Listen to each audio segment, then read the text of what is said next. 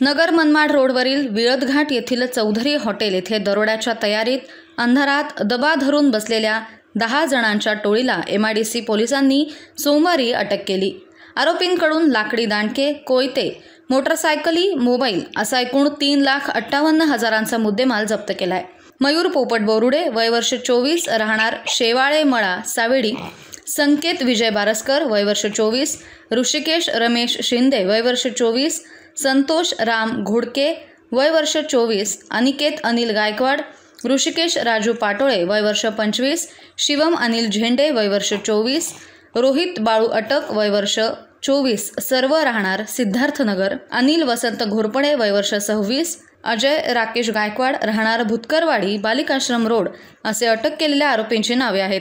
नगर मनमाड रोडवरील विळदघाट परिसरात काही जण संशयितरित्या फिरत आहेत अशी खात्रीशीर माहिती सहाय्यक पोलीस निरीक्षक माणिक चौधरी यांना मिळाली।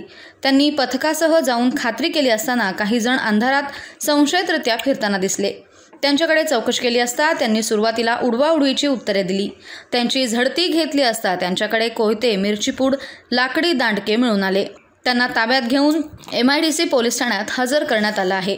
सहाय्यक पोलीस निरीक्षक चौधरी यांच्या मार्गदर्शनाखालील पोलीस उपनिरीक्षक मनोज मोंढे, देविदास भालेराव, राजेंद्र सुद्रिक, किशोर जाधव आदींच्या पथकानं कारवाई केली।